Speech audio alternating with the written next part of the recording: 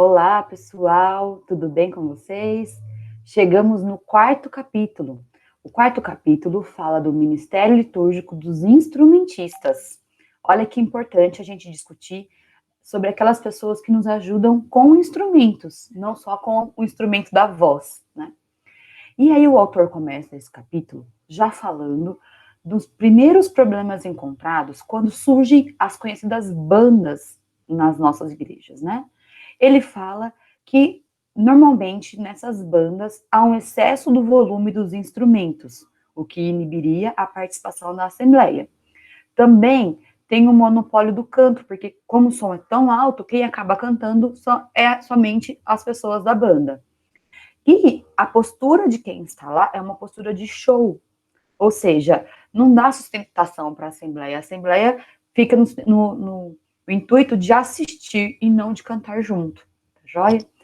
E aí o autor começa a falar a parte histórica, sempre ele traz um pedacinho da história para a gente, e fala que por algum tempo nós não tínhamos instrumentos nas nossas igrejas, nas nossas missas, porque o instrumento remetia à música pagã, à música do mundo, e não era uma música sacra, uma música cristã. Então, toda vez que eu via instrumentos, sempre se lembrava da imoralidade, da idolatria, e isso não tem nada a ver com a liturgia. Então, por bastante tempo, os instrumentos não foram permitidos nas nossas missas.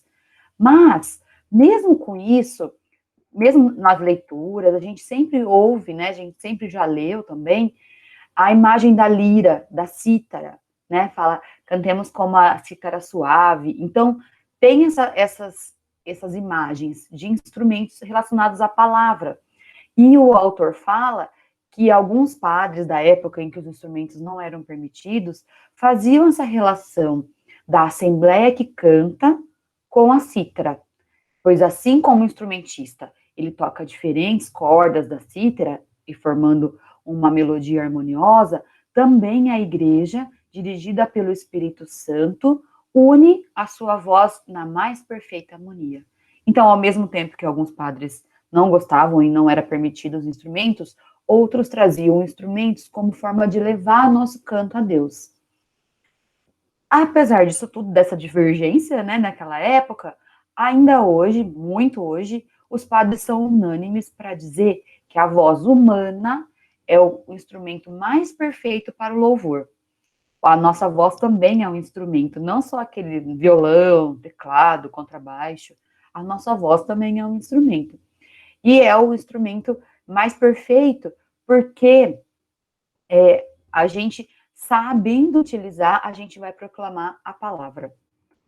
No início do século XX, o Papa Pio X admitiu o uso do órgão, não podia o piano, o tambor e outros instrumentos de percussão.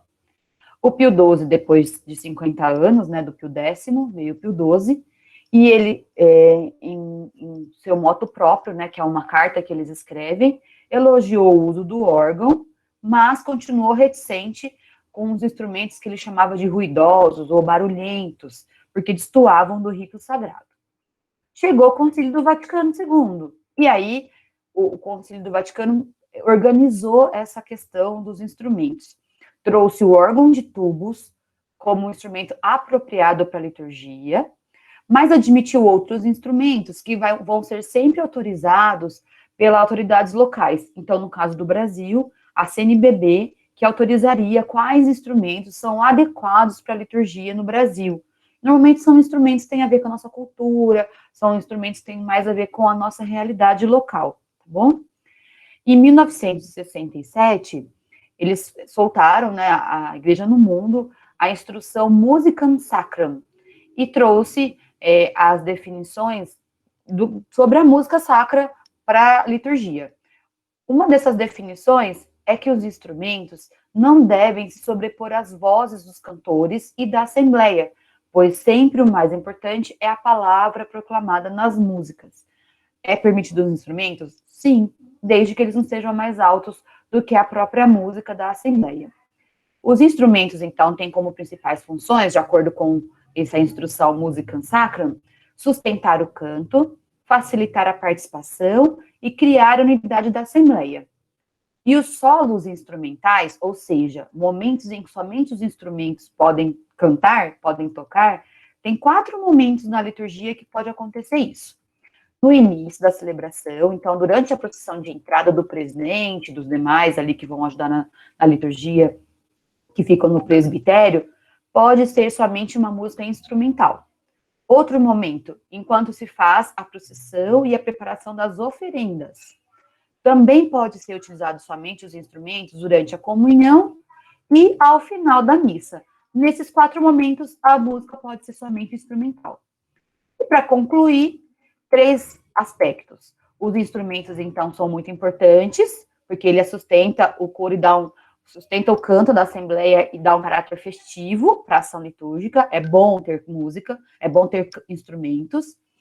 A sacramentalidade da voz humana está acima de qualquer aparato externo, seja instrumentos, amplificadores, microfones, ou seja, qualquer equipamento mal utilizado vai impedir a ação do Espírito que canta em nós.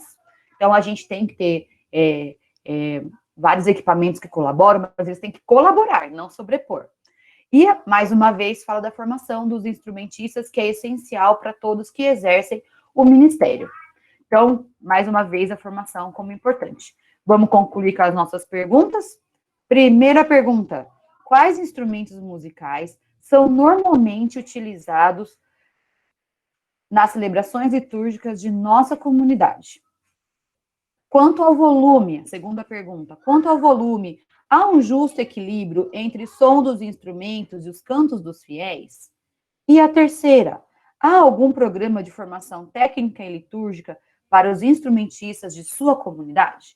Então, fica aí para a gente refletir. Muito obrigado por tudo.